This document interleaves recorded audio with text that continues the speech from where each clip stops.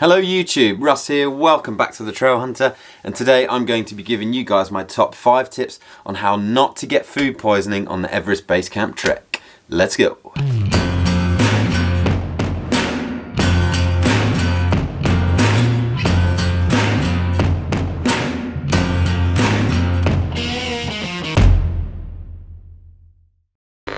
Okay, so before we start, I just need to point out that I am not a doctor. This is just my personal preference on the entire Everest Base Camp trek. I didn't get sick once. I was extremely lucky, but I did do a few things just to make sure that I didn't get any poorly tummies or poorly butts. So yeah, let's get into the video. So tip number 1, and that is go vegetarian. So the whole way, don't eat a single piece of meat while you're up there on the Everest Base Camp trek. The meat out there isn't fresh. It's been hauled all the way up from below the mountains, and it can take days to get there with no refrigeration. Sometimes the meat there is poorly prepared.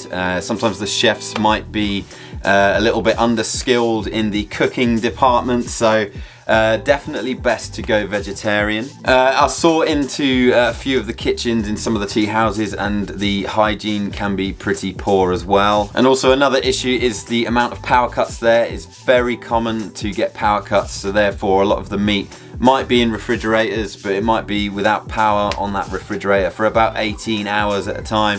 So yeah, just stay clear of meat, and the food there that's vegetarian is just as good. I thought the vegetable momos were probably my favourite item to eat while I was in those tea houses.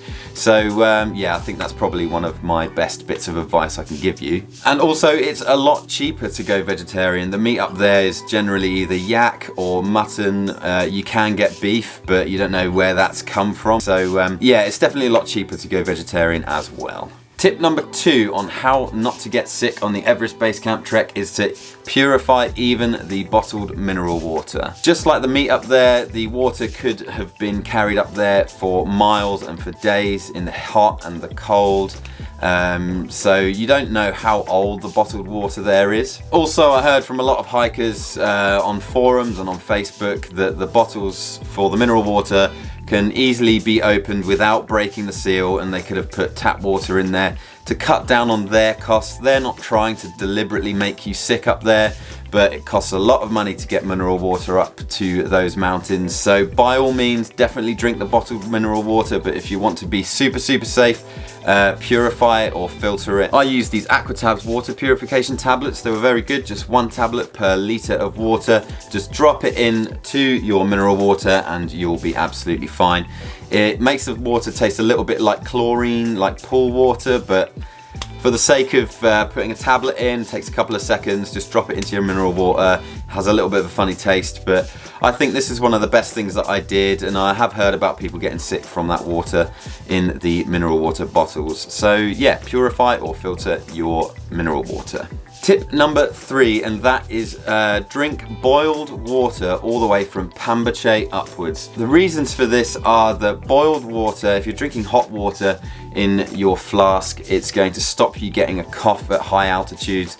If you're drinking cold bottled mineral water, you're more likely to get a bit of a chesty cough up there. This was all advice from my guide and a few other people on the trail. Also, using boiled water is a lot cheaper than buying the bottled mineral water, and it's a lot more easy to come by. It's totally safe to drink, but just make sure that it's piping hot when you receive it, because sometimes the boiled water might have been kept in these really huge flasks overnight, and then it's kind of cooled down a bit, and sometimes the bacteria could probably regrow in those flasks. So definitely make sure that it's piping hot when you receive it. Another really good benefit of using boiled water is that when you put it in your flask at night, you can chuck it into your sleeping bag with you, and it acts as a hot water bottle, so you're getting a couple of uses out of the same boiled bottled water. Okay, so tip number 4, which is watch what you're eating. Sanitize your hands regularly. I know it's a no-brainer. And if the food doesn't taste good, then just ditch it and order something else, or go to the next cafe and order something there. It's more important for you and your health and to ensure that you make it the whole way to base camp without getting ill if you keep an eye on what you're eating, and if it doesn't look right, it doesn't taste good, don't be ashamed to order something else and send it back. At the end of the day, you want to be safe, you want to be well. Sometimes these things can happen and you can get like a pancake, which I got in Pambache, and it just tasted like mold. It's a bit like when you open a packet of bread or a loaf of bread and it's just got all that waft of mold comes out. Stuff like that, just steer clear from it and order something else. It will pay dividends in the future on your trek. But just be sure to be polite when you're reordering the food. Don't be rude. These guys, they're really busy. They're trying to cater for hundreds and hundreds of people every single day. So if you need to order something else, just be polite to the locals and they will be more than happy to serve you something else. And finally, tip number 5, which is keep an eye out for other hikers on the trail who are sick and ask them how they think they got sick if you're able to, because they might be able to advise you on where not to go and eat, what made them sick, what they're doing to get better, and they might be able to advise you on where the food poisoning hotspot is, so helping you to avoid that as well. I actually saw quite a few people at Pambache getting quite unwell, and they were staying in various places, and actually the place that I was staying, I'll write the name in the description. I actually heard people upstairs being ill in the middle of the night.